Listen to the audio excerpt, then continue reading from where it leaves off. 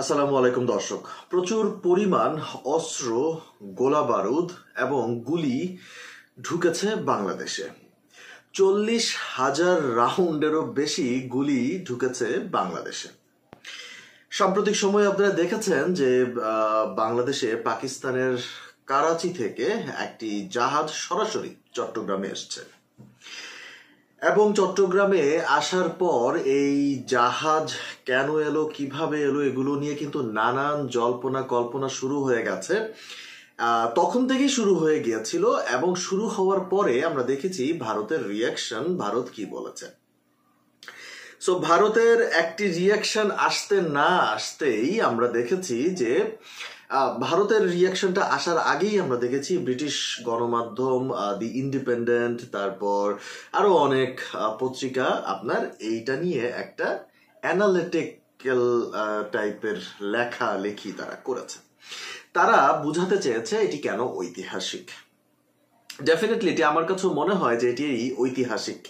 ৭১-এর পর এই প্রথম বাংলাদেশের সাথে সরাসরি এরকম কোনো জাহাজ এলো এবং জাহাজটি আসার কারণে ভারত খুব উদ্বিগ্ন এবং একই সঙ্গে ভারত কিছুটা থ্রেট ফিল করছে।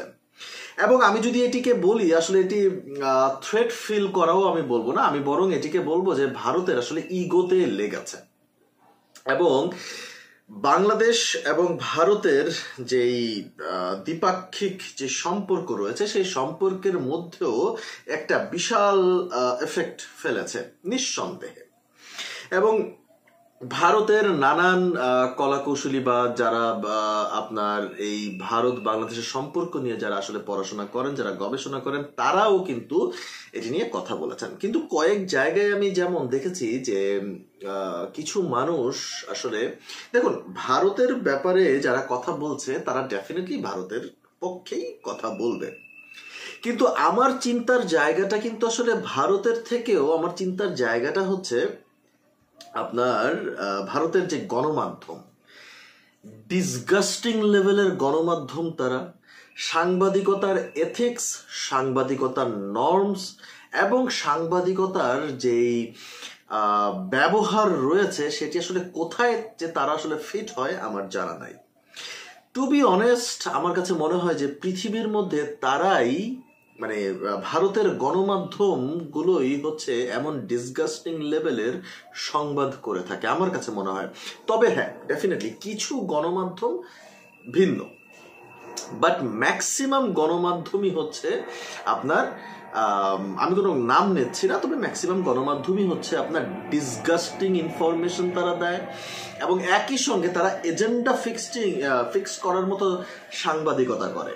এবং দেখুন, সাম্প্রতিক সময়ে আপনার এই কলকাতার দুই তিনটা আমরা দেখেছি টিভি ইউটিউবের শোতে আমরা দেখেছি কি ডিসগাস্টিং তথ্য দেয়, না হাস্যকর তথ্য। আসলে আমার নিজেই ব্যক্তিগতভাবে হাসি পায়। আমি নিজে সাংবাদিকতা, আমার পরিচয় হয়তো অনেকেই জানেন না, আমি নিজে সাংবাদিকতা করছি, একই সঙ্গে আমার অনার্স, আমার মাস্টার্স এবং আমি আপনার গবেষণার কাজেও আছি।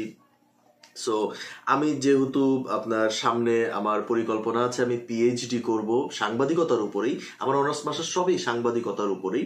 যেহেতু পিএইচডি করব তার আগে আমি কিছু গবেষণা করছি এবং আমার গবেষণা একটি আছেও বাংলাদেশের লোকাল সাংবাদিকতা নিয়ে, এবং একই সঙ্গে আমি লেখালেখিও করি। এবং আমার বড় পরিচয় আপনারা পেয়ে যাবেন যদি গুগলে আমার নাম লেখেন সিফাত কবির, এবং চ্যাট জিপিটিতেও আপনারা যদি আমার নাম লেখেন যে জার্নালিস্ট সিফাত কবির, পেয়ে যাবেন। এখন বিষয়টি হচ্ছে যে আমি আমার এই সাংবাদিকতার এই ক্যারিয়ারে কিংবা আমার সাংবাদিকতা পড়াশোনায় এরা যেই টাইপের ডিসগাস্টিং তথ্য তারা প্রচার করে তা আমি কখনো দেখি নাই। এই সাম্প্রতিক সময় দেখলাম তারা তথ্য প্রচার করেছে যে বাংলাদেশে প্রচুর পরিমাণ অস্ত্র ঢুকেছে, গোলা বারুদ ঢুকেছে, গুলি ঢুকেছে 40,000-এরও বেশি। এবং আমরা দেখলাম যে কিভাবে তারা চট্টগ্রামকে অলরেডি তাদের দেশে নিয়ে গেছে, মানে চট্টগ্রাম অলরেডি ভারতের অংশ কিন্তু তারা বানিয়ে ফেলেছে। এখন এই সব কিছু না আসলে এই অন্তর্বর্তী সরকার প্রধান মানে ডক্টর ইউনূসের জন্য খুবই বিব্রতকর একটা পরিস্থিতি বলা যেতে পারে, এবং খুবই বিব্রতকর পরিস্থিতি তারা ফেলে দিচ্ছে, অথবা এটাই তাদের এজেন্ডা যে কিভাবে এই অন্তর্বর্তী সরকারকে অস্থিতিশীল করা যায়। কিন্তু একটা জিনিস স্পষ্ট ভারতকে মনে রাখতে হবে যে এই যে তাদের ডিসগাস্টিং ইনফরমেশন তারা তাদের দেশের জনগণকে খাওয়াচ্ছে, এবং তাদের দেশের জনগণ আবার মানে বাংলাদেশের বিভিন্ন গণমাধ্যমে এসে এসে তাদের সেই ডিসগাস্টিং তথ্যগুলোকেই তারা আপনার এখানে এসে তাদের ন্যারেটিভ আকারে তারা কমেন্ট করছে। মানে এটাই হচ্ছে ভারতের ন্যারেটিভ, তারা এটা প্রমাণ করছে। এবং দিস ইজ হাউ দুই দেশের মধ্যে একটা বিশাল বড় গ্যাপিং তারা তৈরি করে দিচ্ছে। এখন একটা প্রশ্নের উত্তর আমি আপনাদের থেকে চাইছি, জাস্ট একটা প্রশ্নের উত্তর। দর্শক যারা আমাকে দেখছেন তাদের কাছেই আমার একটা প্রশ্ন। আমি ধরে মানে এই যে পাকিস্তানের জাহাজ এলো সেটি নিয়ে আমার কোনো বড় কোনো প্রশ্ন নাই, মানে কোনো কথা নাই। আপনার ভারত এবং যেই কথাটি বলছে ভারতের গণমাধ্যম যে বাংলাদেশে বিপুল পরিমাণ অস্ত্র এসছে, গোলা বারুদ এসছে, যেই মানে এই বিষয়গুলো তারা এখন ছড়াচ্ছে, এই যে আপনার কলকাতা থেকে আগরতলা যে রুটটি তারা তৈরি করছে তাদের উত্তর পূর্ব অঞ্চলের জন্য, এবং সেই রুট দিয়ে যখন তারা বিপুল পরিমাণ অস্ত্র আনা নেওয়া করেছে তাদের মিলিটারির জন্য বা তাদের উত্তর পূর্ব অঞ্চলকে ঠিক রাখার জন্য, তাদের সিকিউরিটি পারপাসে, তারা যখন কলকাতা মানে গত আমলে তারা কলকাতা এবং এই রুটে যখন তারা মানে বিপুল পরিমাণ অস্ত্র আনা নেওয়া করেছে কিংবা পণ্য আদান প্রদান করেছে, আমরা তো আর জানি না পণ্যের ভিতরে কি অস্ত্র ছিল কিনা, পণ্যের ভিতরে গোলা বারুদ ছিল কিনা, পণ্যের ভিতরে মিসাইল ছিল কিনা, এটি তো আর আমরা সাধারণ জনতা তো আর আমরা জানি না।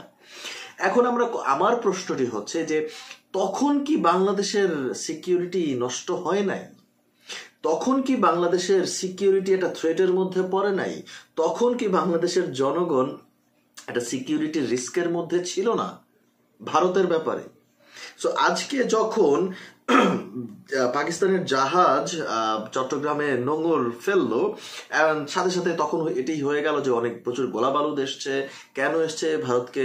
আরে ভাই, ভারত ভারত ভারত মানে পাকিস্তান বাংলাদেশের সাথে সম্পর্ক করবে কি শুধু ভারতকেই ক্ষতি করার জন্য? এখন সেই ভয় যদি থাকে তাহলে কেন আপনারা পাকিস্তানের সাথে সম্পর্ক ঠিক করছেন না? আমার প্রশ্নটি হচ্ছে এটা।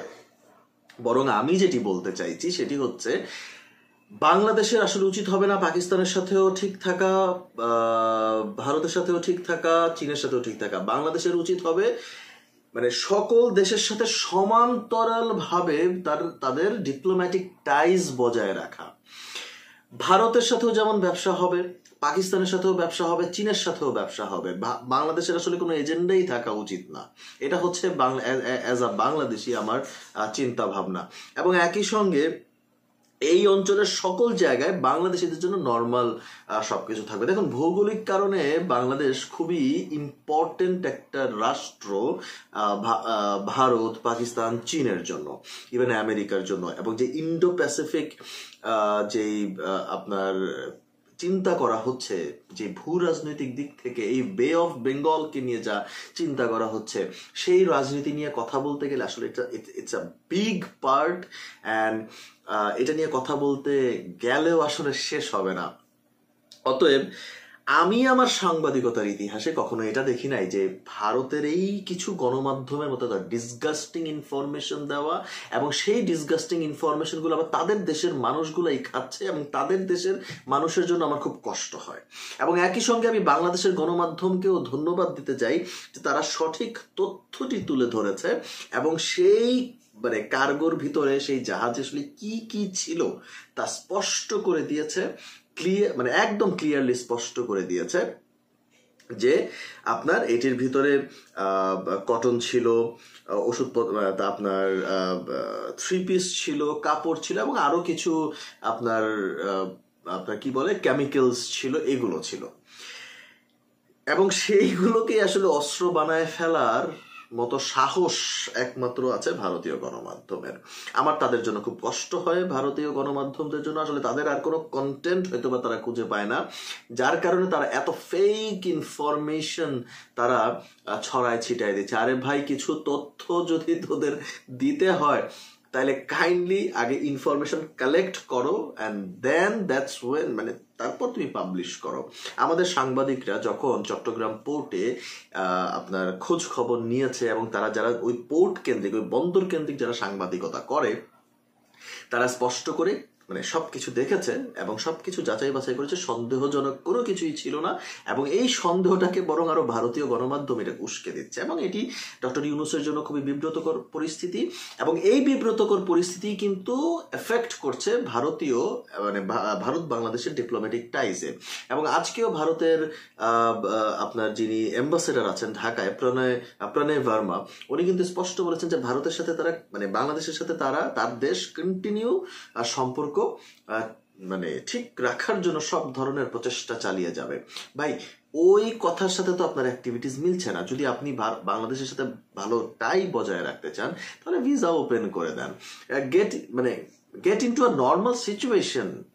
মানে এই সিচুয়েশন বা এই পরিস্থিতি যদি আপনি রাখেন তাহলে তো আপনি নর্মালটাই ঠিক করতে পারবেন না। আপনি যদি মানে এক শেখ হাসিনার লেন্সে বা এক আওয়ামী লীগের লেন্সেই যদি আপনি বাংলাদেশকে বিবেচনা করেন, তার মানে আপনি কিভাবে ডিপ্লোম্যাটিক টাই ঠিক করবেন বাংলাদেশের সাথে ভারতের? অতএব ওই নেপাল 40 মেগাওয়াট দিল এবং ভারতের মধ্য দিয়ে এলো, তার মাধ্যমে ভারত একটা পজিটিভ বার্তা দিয়েছে, দ্যাটস ফাইন। কিন্তু ভারত যেই পজিটিভ বার্তা দিয়েছে সেটি তার দেশের মানে তার দেশেও তো সেটি ঠিক রাখতে হবে। আপনি শেখ হাসিনা যাওয়ার পরে আপনি শেখ হাসিনা থাকার সময় আপনি যেই পরিমাণ ভিসা ইস্যু করেছেন, আপনি এখন তাহলে কেন ভিসা ইস্যু করলেন না? তার মানে কি প্রমাণ করে?